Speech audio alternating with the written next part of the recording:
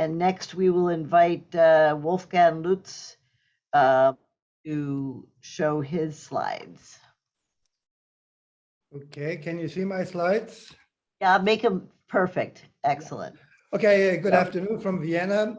I'm going to talk about the population policy approach more generally. In the past, there have been population policies more with respect to fertility, to mortality, migration, and then also education and pension issues that you just mentioned.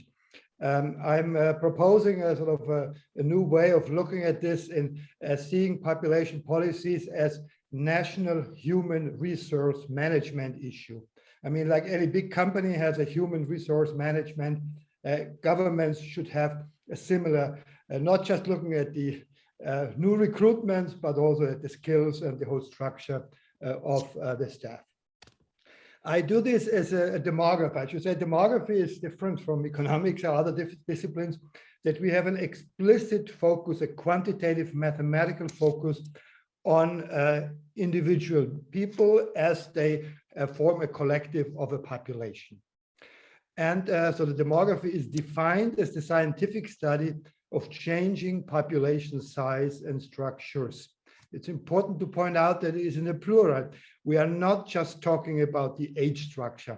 Many people, when they hear demographic change, they think of a changing age structure. This is far too narrow a view of demography, particularly in the context of what is called multidimensional demography. We stratify the population, of course, by age and sex, which are fundamental demographic characteristics, but also level of education and labor force participation, and some other individual characteristics like place of birth, ethnicity, race.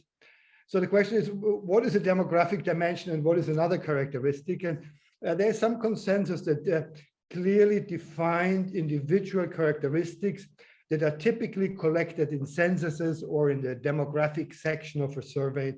These are these characteristics that I mentioned, but which are clearly going beyond the conventional stratification only by age and sex. Here you see three-dimensional age pyramids here for the Republic of Korea in 20-year steps, and color is the third dimension. You have sort of men and women, and then by age. And color gives you red, never been to school, no formal education, yellow primary, secondary, and the dark blue, some post-secondary, tertiary. And here you see also in 20-year steps this cohort approach and why demographic forecasting can go also many decades in the future because of the great momentum, the great inertia that we have. Let's say Korea in 1970, and we often forget this because it's such a rich and highly developed country today, more than half of the adult population in the 70s was still without any formal schooling. There you see lots of red, more on the female side than on the male side. But at the same time, the young generations have already received some better education. This was 70, now 1990, 20 years later, this age cohort is also that I marked here 20 years older. Some of them have still completed higher education, but otherwise, typically the highest educational attainment is fixed after the age of 30 or 35. And then if you go to 2010, it's the same cohort again, 20 years older. And we have the same educational attainment distribution, just adjusting for differential mortality and migration.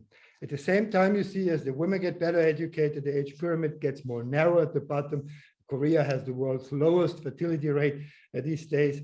And it also shows you how we can go into the future. 2030, this age cohort again is 20 years older. So here you see that from the bottom, sort of a new generation, which is different, and it's different here with respect to educational attainment, slowly in a predictable way, fundamentally changes society. It's Korea today is one of the best educated, at least in the younger population, while still you see some red there of elderly people who, when they were young, didn't have the chance to go to school. And this process of renewal of the population with people with new characteristics is also called a demographic metabolism. That is a term coined by the American demographer Norman Ryder that really sees how societies change through the replacement of younger cohorts, slowly moving up the age pyramid. Singapore has been mentioned, and Singapore is another very nice example of this very rapid change. You see in 1970, again, more than half of the adult population in Singapore above the age of 35 had never been to school, again, more so on the female side than on the male side. And when I first visited Singapore in the 1970s, I really found a divided society, one that where the young generation was well educated, they spoke well English and so, whereas then you walked around the corner and the elderly only speaking Chinese, dressing in a traditional way, being sort of very different because also they never went to school. Now let's just go, it's 1970, 80, 90, you see again the age pyramid changing, fertility falling rapidly, but also these better educated young cohorts. You see the dark blue is already post-secondary tertiary education.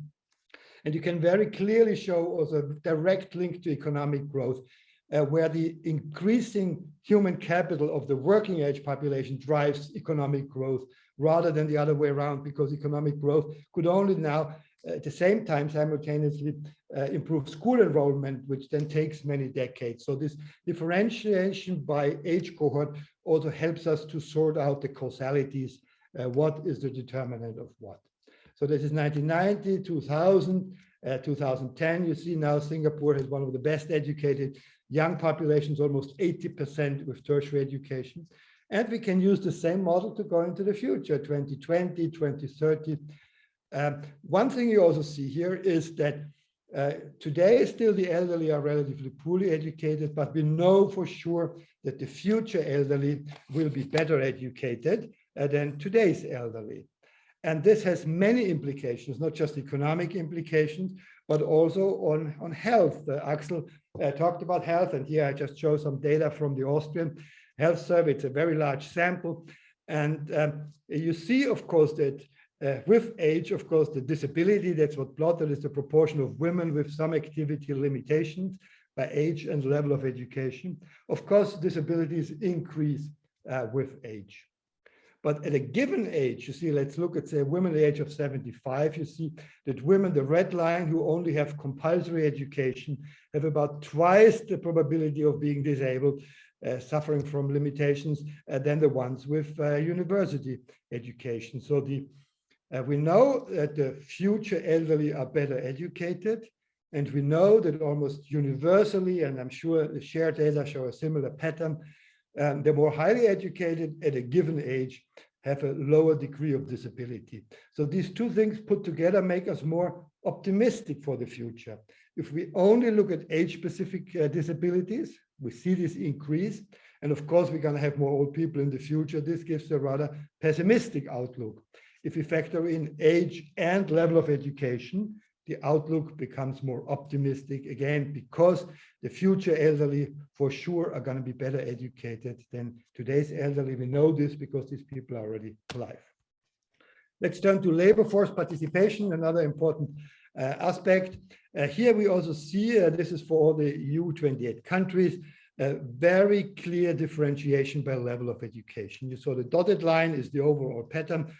For female labor force participation reaching a peak just above 80% in the 40s and then declining. But look at the yellow one. This is women with lower education, and they, even as young women, work to a lesser degree. They are more housewives. They are not training the labor market, and then they tend to retire much earlier than the light blue or the dark blue, which are the tertiary educated. So the women with tertiary education work almost as much as men, with more than 90%, and they tend to retire later. So there is also this clear, distinct pattern of retirement by level of education. Now, we've recently published a paper in PNAS where we had a sort of a four-dimensional population pyramid. So you see here again age and sex for Sweden and Italy. And then we have the red color.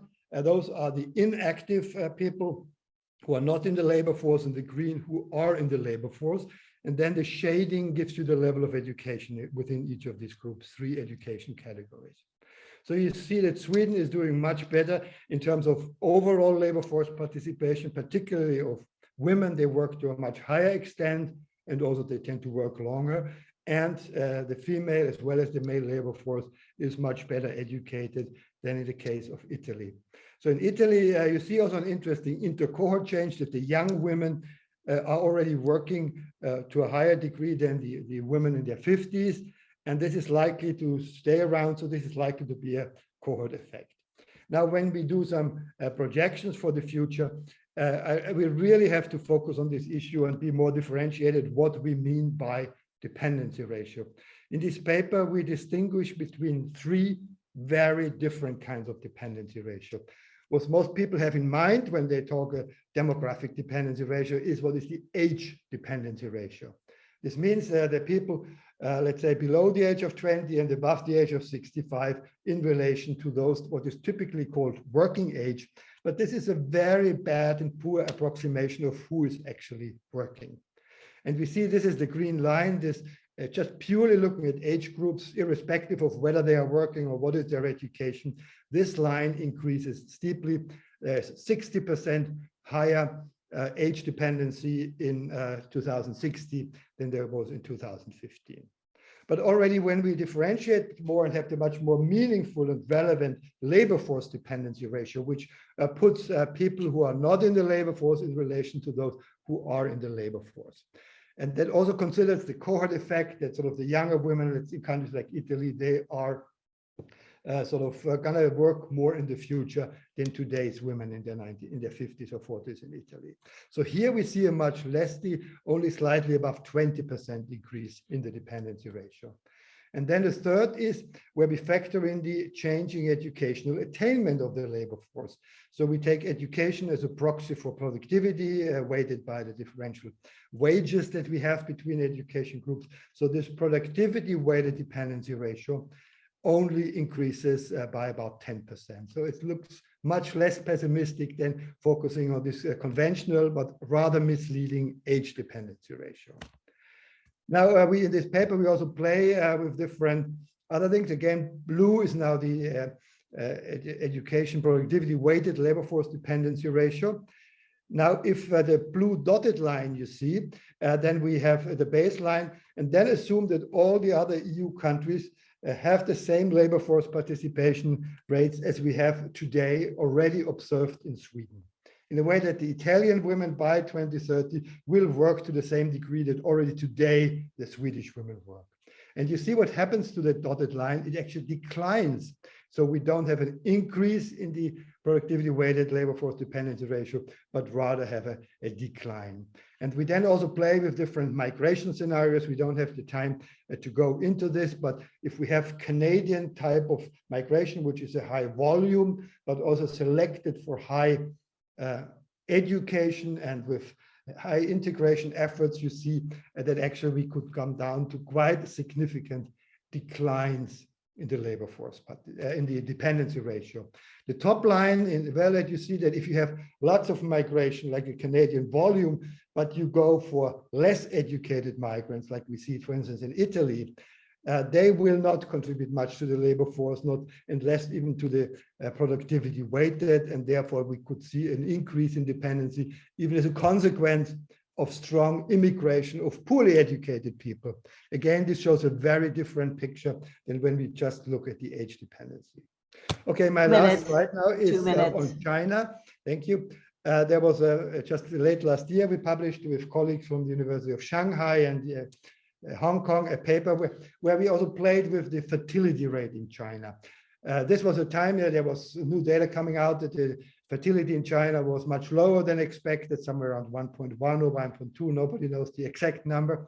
So we were giving two scenarios. The red lines show that the TFR would increase again to a high level of 1.7, as we see it in the Nordic countries in Europe, or alternatively, it would decline to 0.8, which is the South Korean path. That's the fertility we are currently seeing in South Korea. So you see an interesting pattern. Just look at the conventional age dependency ratio, which is the solid line here. You see that actually the high fertility in the short run actually means a higher dependency because there are more children there. There's a higher child dependency. So even the very low fertility in the low run improves the age dependency ratio. But then only after 2050, sort of the low fertility associated burden will take over. So people who commenting that because of low fertility, China has a bad economic future, even on the conventional age dependency ratio, that's a wrong statement, because in the short run, it will actually have fewer children to support. And then in the long run, it really, as you see the dotted line again here, the points, they are the productivity weighted labor force dependency ratio, almost no increase. And actually the level of fertility doesn't make that much difference, some small difference in the very long run. It is really the labor force participation and the education that makes all the difference. Okay, I come to a conclusion. Just again, this 21st century population policy paradigm fostering the human resource base for sustainable development. And here we look beyond just the aging issue, because more education around the world empowers women and men of all ages and in all settings. And as we've just seen, it equips us better to cope with the consequences of population aging. In terms of migration, there's very clear evidence that better educated migrants have better integration opportunities and empowerment, lower child mortality and better reproductive health, and lower fertility in today's high fertility countries. So it enhances the demographic transition. And finally, sustainable development through higher mitigative and adaptive capacity to environmental change. That is a very important topic on the table, that we really should also link climate change and population. So I stop at this point. Thank you for your attention.